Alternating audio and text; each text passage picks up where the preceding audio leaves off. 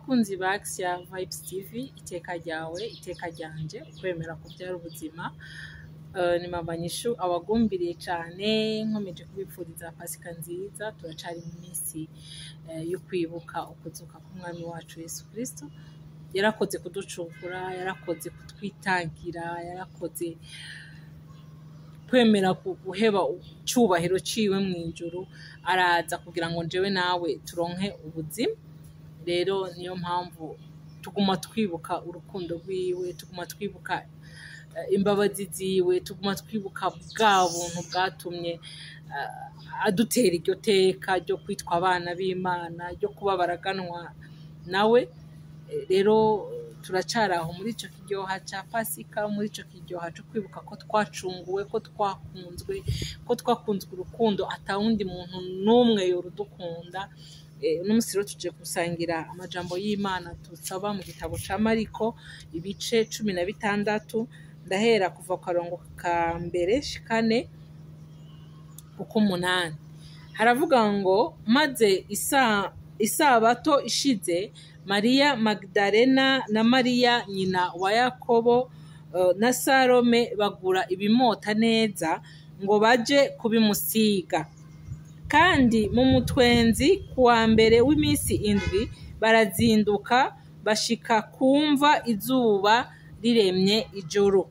Barabazanya bati, ninde adutembagariza ikibuye cyo ku munwa w'imva? Maze bunamuye amaso babona ca kibuye cyaratembagajwe cyavuyeho, kandi cyari kinini cyane. Maze binjiye mu mva babona umusore yicaye mu ruhande rw'iburyo yambaye imvune yera, barumirwa cyane. Arababwira ati, ntaco mwumigwa, ndazi yuko murondera Yesu umunyanazareti, umwe yabambwa none yazutse.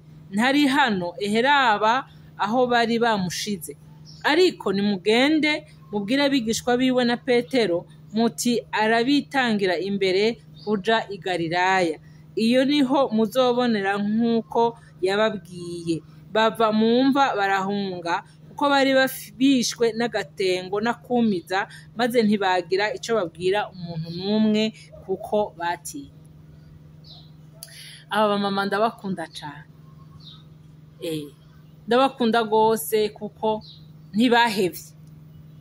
Baravuze bati n'ikiziga ciwe ntaco, reka tuje kukiraba. Ngo bagura ibimota neza, ntibapfuye kugenda, kuko ngo bariteguye, barafashe umwanya baragenda. Ngo isabato ngo ishize baragenda baritora. Mugabo ngo bashitse mu nzira barabazanya, baravuga bati, mbega none ninde dutembagariza ca kibuye? Ko cakibuye ari kinini kandi ko kiremereye cyane, tukaba turi abakenyezi, tukaba ari twebwe nyene, akaba ata muntu w'umugabo yaduherekeje, akaba atawuhari vy'ukuri, ninde aza kudutembagariza cakibuye? Ngo bakiriko barabazanya, nico nkundira Imana, ngo bunamura amaso, ngo maze ngo babona ngo cakibuye ngo caratembagaye.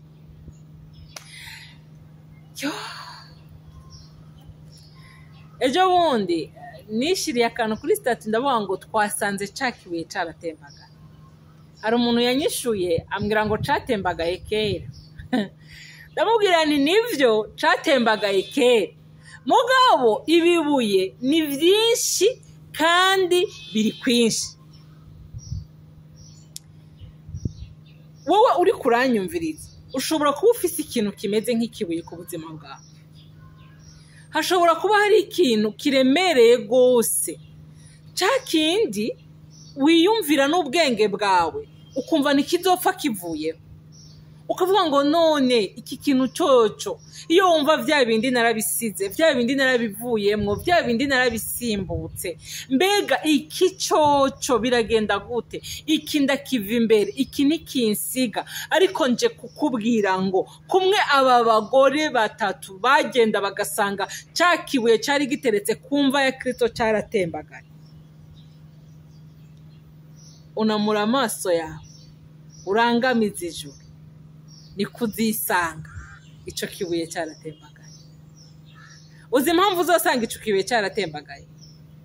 Kiriya kibuye ngo cari kiremere, kandi kiriya kibuye wibuke bari bagishize ku mva ya Kristo ngo ntazubuke ntazaveyo. Mu yandi majambo ni nk'aho bari bafashe intsinzi ya Kristo bakayugarana kugira ngo jewe nawe dukomeze tube imbata z'ivyaha, dukomeze tube imbata z'ubuzima budashobotse, dukomeze tube mu bintu bidasobanutse. Ariko icyo batari bazi ni uko ububasha Kristo yari afise bwashobora gushika no mu mva bugatembagaza ca kibuye.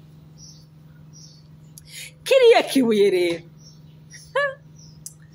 ndakunda Imana. Uburemere bwa kiriya kibuye iyo buhuye n'utundi tubuye tugenda twonyene tumandagara ata muntu n'umwe adukozeho. Ndagera kubwira uwo muntu ari muri iyo situation yumva umengo ntishoboka, wumva umengo ntuzobivamo, wumva umengo nta n'impamvu, wumva umengo nta naho bizoca, wowe upfe kumwizera gusa, upfe kwemerera Imana, upfe kumwemerera, kuko mu byo Kristo yabambye ku musaraba, mu mishishagu yiwe twarakize ingwara.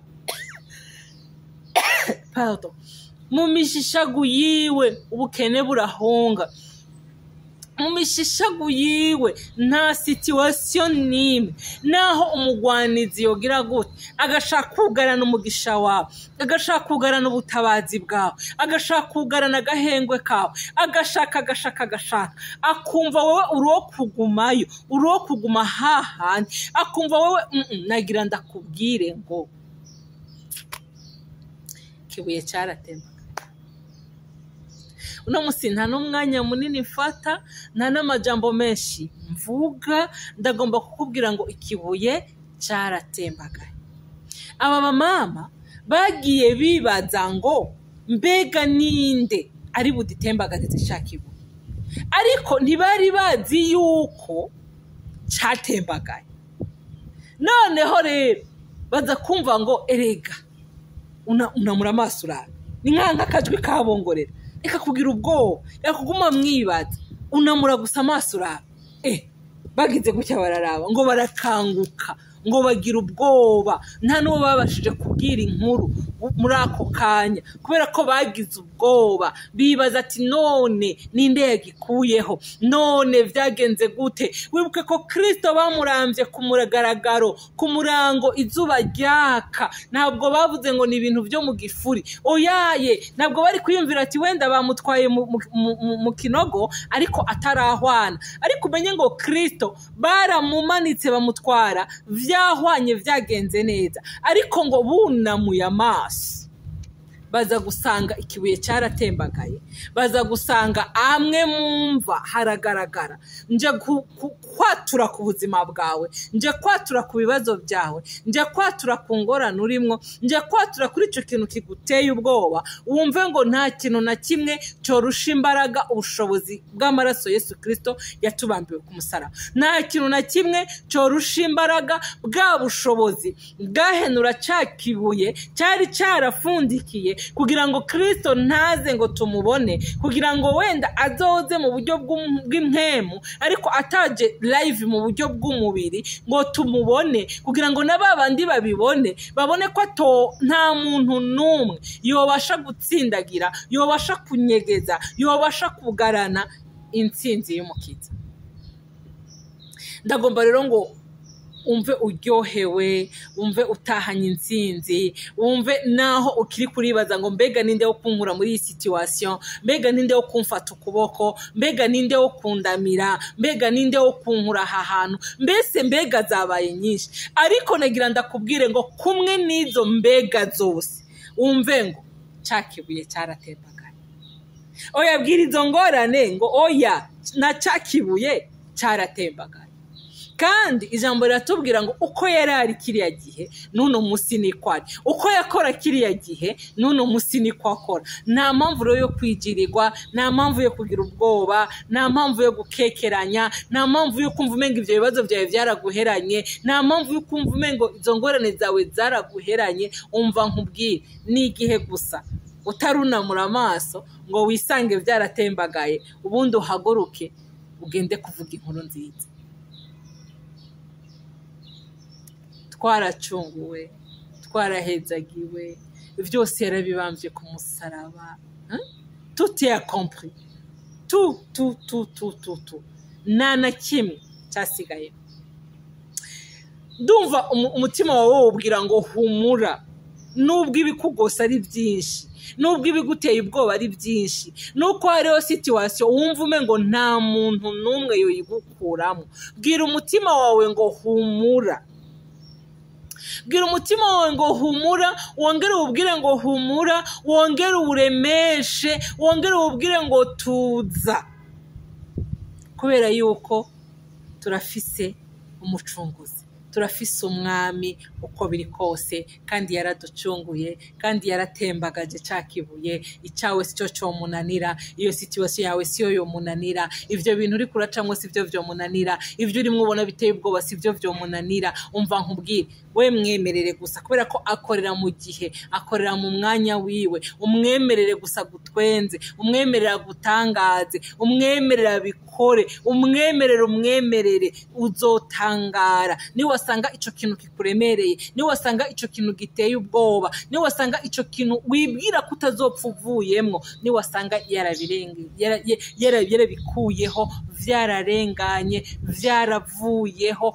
ntaco bikikugira, ntaco bikigutwaye, kubera ko ku musaraba vyose vyararenganye. Nukuri twaracunguwe, twarabohowe. Wewe gusa mwemere, urabe ingene uko kwemera kwawe kuzokuvyarira ubuzima, urabe ingene uko kwemera kwawe kuzokuvyarira kwidegemvya, urabe ingene uko kwemera kwawe kuzokuvyarira kubohoka, urabe ingene uko kwemera kwawe kuzokuvyarira gusaguka, kugwira, kuzokuvyarira kunguruza, kuzokuvyarira kwagukirwa, kuzokuvyarira kuvomererwa, kandi impande zose. Shalom, shalom, shalom.